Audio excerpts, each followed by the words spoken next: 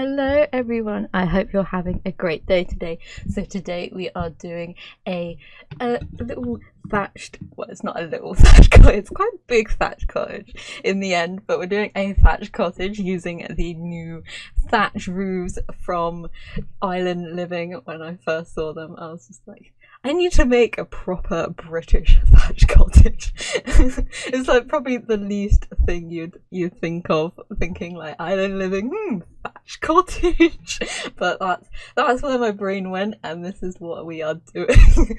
So I kind of split the building up into two because I was looking into a bit of thatch cottage online, just get some cue points, because you always have to have some curvy roofs at the top for the windows and all sorts of stuff like that. So this one is one that has been extended into, it's kind of has three different time periods it's supposed to be set in.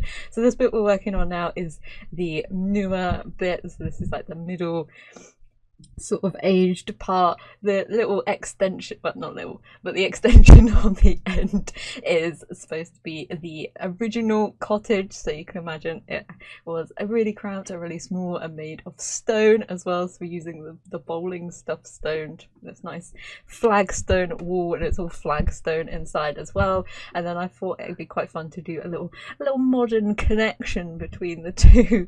So we've got some nice big glass windows and stuff, and the interior is super modern as well, using a lot of the Island Living stuff. And because we've got so many swatches now on all the other colours, I was actually able to match wood textures everywhere, and it was just like making me so happy that I could actually finally match some stuff. Which is like, how many years has this game come out, and I finally can match an entire bedroom in the one wood texture. I am living the dream right now.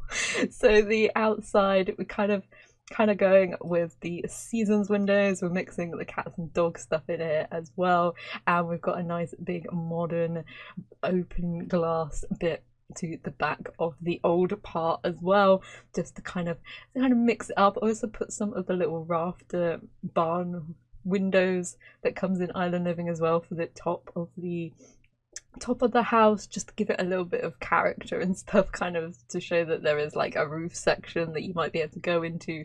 Obviously you could actually extend into the roof, because I think they're tall enough for stuff to go in, but it's always super annoying to build some stuff. And we've got some teeny little windows on the old bit as well, just to make an emphasis on the fact that that is super old. I made a little super skinny chimney as well to go on the side, because I thought a 3 wide one would be a little bit too big, but we're going very traditional in the garden as well, using one of the new fences and making a little English cottage garden to go out the front. Obviously we have to have stuff growing all over the building as well, especially the old building. It's been there for ages, and I imagine these Sims to be into their gardening, so there's lots of plants about. Using some of the Island Living trees and bushes and sort of stuff like that was super good for this build, surprisingly, especially as it brung in a lot of colour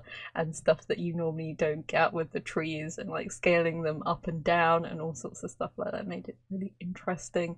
We also got a little wrap around as well. Also that little hexagon out the back is for something we're going to build later, but I wanted to get the feel of the front first, so doing a little bit of the landscaping, getting literally all the plants out, doing them all different sizes, and putting plants between the new little fence. The rickety fence is so cute, especially as it just adds something, a little bit more realism into the game, because your plants don't just grow in a nice little border unless you're like a proper anal gardener. Then they do, but I like it when it looks a little bit nicer when they're flowing through, a little bit more character to it and stuff. So got these nice little borders and these big red trees all over the place, and the smaller ones as well work super nice as well, because our building, lots of thatch cottages are white with little bit of beams and stuff, so it's nice to bring in some colour like around the build as well, using the plants and stuff and some exterior features and all sorts of stuff like that, just to make it look a little bit more interesting. We're jumping on into the inside because I always found that it's easier for me to sort the layout out off camera instead of trying to work stuff out on the camera and making it a little bit boring for everyone. So we are going to start off in the living room. I've kind of just given myself a very basic template to work with, just whitewashing all the walls. I keep the flooring as well because I wanted to have some nice wooden floor, but also have it a little bit modern as well. Here you can see we are combining the new island living seating with some of the, I think, parenthood stuff, and we've got a nice old fireplace as well, which you can imagine has been there forever and since the house is built.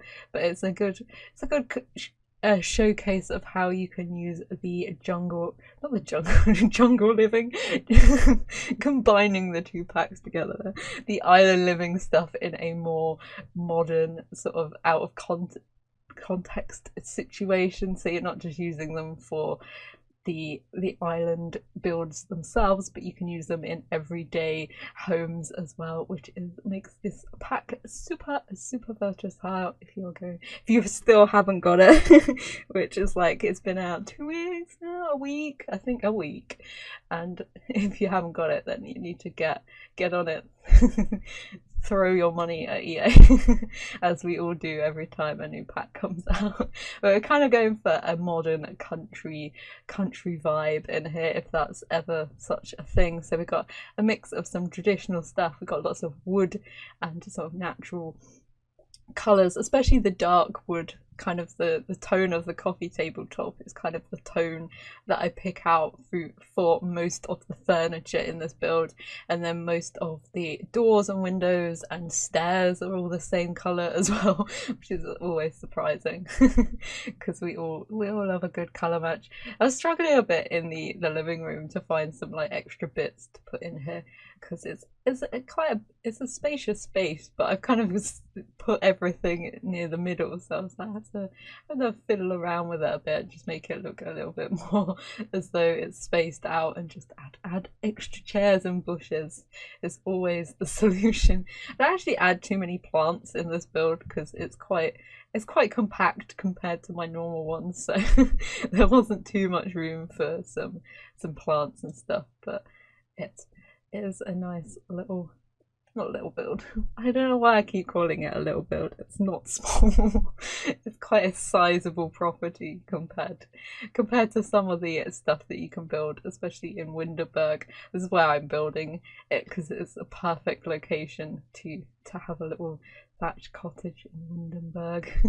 In this room we've got a small little office and skill building area, so there is a computer, there is an easel and a woodworking table as well, so your Sims can get some skill building. There's a slablet as well if you're doing any of the freelancing stuff, and I was just seeing if we could fit any extra stuff in here, but it's quite a nice little compact room. I kind of, once we get some of the decoration and some posters and stuff up on the wall and some drawings and stuff from the easel as well, kind of fills the room completely up, which is quite nice.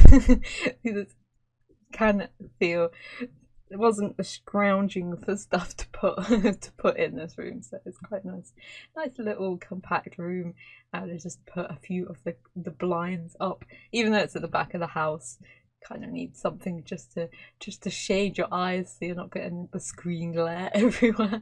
Now this is when I decided to put some colour in the walls, because I didn't want every room to be stark white, but we go for a nice mint green in here. We make the dining room itself a little bit brighter, bring in some yellow as well. I quite like the dining room. It's got the parenthood board in it as well, and a few bits here and there just to add to it. It's quite a narrow space, so I don't want the Sims to get stuck, because we all know what their pathfinding is like. If you put anything too close to the table, they'll probably get stuck on it, especially as it's like a corridor room as well, so you want the Sims to be able to get around the table easy enough, just so they have so they can get to the kitchen and stuff.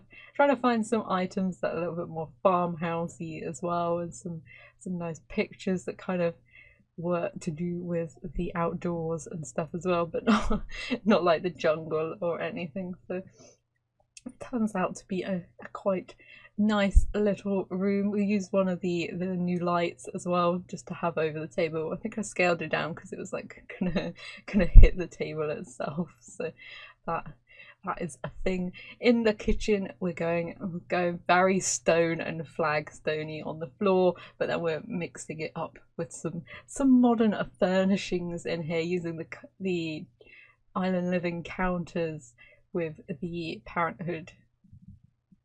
Well, I can never remember what they're called. The top cupboards.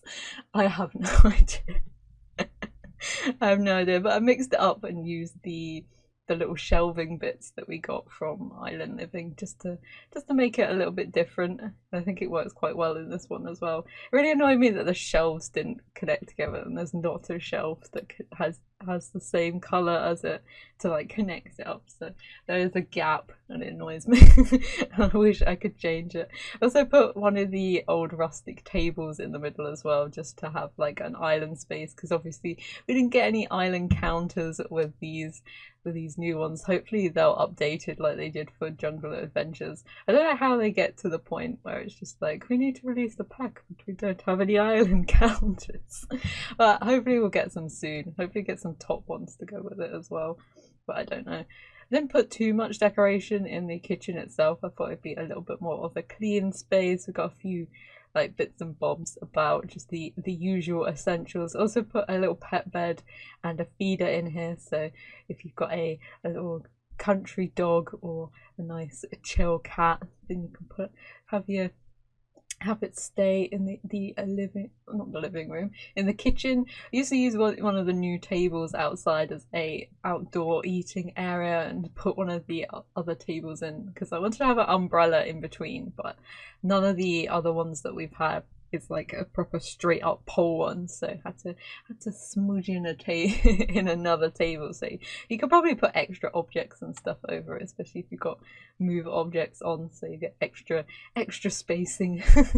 And we go up to the bathroom, so the nice corner bath up in the main family bathroom. We got a few of the older sort of appliances and stuff, and then a few of the modern ones as well. I did put a few objects in for laundry, but I don't think I put any like washing machine or tumble dryer in. So if you want to put that sort of stuff in yourself, if you wanted to play with this house, then it is somewhat set up for you, but without the actual washing abilities.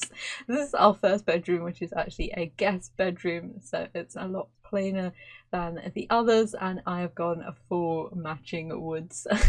As I was mentioning earlier, I literally tried to match anyway every single piece of furniture to the color of the bed frame, and I actually managed to do it except for that mirror, which didn't have the same colorway, but I managed to do it on every single thing else, so I was super happy. Which is always fun. And hopefully as time goes on, we can get even more swatches and stuff. But it's quite a simple little bedroom. It has its own ensuite bathroom as well, so you could always renovate it into a new bedroom for if you've got more Sims than this house actually caters for. So if you've got like an older child, or you're playing and the child like grows out of their bedroom, then you can transform that one into their new one. So this is like a tween bedroom, so not quite a teen, not quite like a child, so they have a few bits and bobs. They go through their dark phase, so everything in here is pretty dark and a little bit messy and stuff. They've got a laptop. I do move the desk across so we can fit in some extra bits here and there in the bedroom. Kind of wanted to use a little bit more of a traditional bed in here, because I was going to use one of the modern ones from Island Living, but they didn't quite fit the personality that I wanted this room to have. So I used the little 4-poster bed in the nice spacey one, which I think works quite well for the personality of the sim. And then in here we've got a younger kid's bedroom, so it's got more fun colours. There's a few toys and stuff, but you could also change this into a toddler's bedroom as well if you wanted to have even a younger sim. So we've got like a unicorn, a desk, a toy box and stuff, but it's like another transitional room. It could be for any age of child, really. We've got a few bits up on the wall, but it's basically a box room, so there's not that much you can put in it. But we've got a few posters and stuff and void critters on the wall, so it makes for a nice space. And then above the kitchen in the old part, again, we have the master bedroom, and we are matching the woods in here as well. Even the season stuff has the same colour wood, and I was just like, yes! I do love that 4-poster bed with those little season end tables. I think they work super well together, and it gives you a different way to use that bed as well. Kind of got a big space up here, so make a little adult TV watching area, chill out area, so they can get away and escape a little bit and have their own personal space. Use some of the blinds up here as well, because we've got little tiny cottage windows, just to make it feel as though it's a little bit older in this part of the building. And we've only got one flagstone wall up here, because I can imagine that it would be pretty cold if you kept all the flagstone walls. So they have redecorated in here a bit, but they kind of kept one feature wall just so you can remind yourself that it is it is the old part. And then the little like corridor area that leads to the bathroom, just put I think a bookshelf and stuff. I think it's just a bookshelf in there, because it's a small space anyway. And I do the bathroom off camera as well, because it's basically using the same objects as in the other bathrooms. It's finishing off the hallway, putting a few pictures up and a rug as well. I kept wanting to use the new like A-frame shelf everywhere, but I think I only used it in the kitchen so far, and I didn't put anything on it. So we are back to finish the garden area off. So I put in this pool, and we have a little gazebo where our hexagon is at the moment, which is super fun. I've done that in another build and I was just like, I need to put one in here because it's a proper country little thing, and I put a load of flowers around it as well to make it super built in and stuff. So this is our swimming pool area. Obviously it's got a big enough back garden, so I was just like, we need a pool. Even though if this was in Britain, you'd be able to use it like the last few weeks, but other than that, completely pointless. I've probably said that near enough every time I've built a pool in The Sims. It's like, I have no idea why people in Britain have swimming pools. They are useless. They're bringing in the cottage garden feel again. We've got the nice wall dividery plants that we got from Island Living, as well as like a back fence, and it not being a proper fence type of thing, but it brings some nice colour in, especially use it alternately with the red and the white. I used the new windows as well that are like just gaps, because that's such a gazebo a gazebo type of thing, and in a nice blue colour. It also has a little thatch roof on top of it, so it fits in nicely with the rest of the building. And it was a little bit too big, so I had to like faff about, and all the branches were coming through as well, so I was like, just sort the roof out. Put 2 of the corner seats from Seasons in here, and a flower arranging table as well, just so it's a functioning space, because we always need some purpose for the Sims to go out and actually use the stuff, because I don't think they autonomously will go out and just sit in here instead of sitting anywhere else. So I thought a nice flower arranging table in there would fit nicely. We have a basketball hoop and a swing as well for the kids, and I also put in a few of the planters and stuff as well. It was really annoying because I wanted to put plants right up to the gazebo, but it kept like jumping up and down every time it got near the foundation, which is super annoying because now we have the stilt foundation. I just want to put stuff underneath it, like just covering grass or overgrown stuff, just to make it look as though no one can like reach the back to like mow it or anything. And then we just finishing touches to our little terrain paint, making it look as though people actually walk and use the swing and stuff. And I also put a car on the driveway as well, because you always have to make it look as though the Sims have a driveway. It's quite open to the back, so it probably did need some sort of fence or something to cut that off, but I think it looks alright. So here are the screenshots. You can get a better look of the layout and stuff, and have a look at the inside. So hopefully you enjoyed this build. If you did, feel free to give it a like, and hopefully I will see you in the next one. Bye.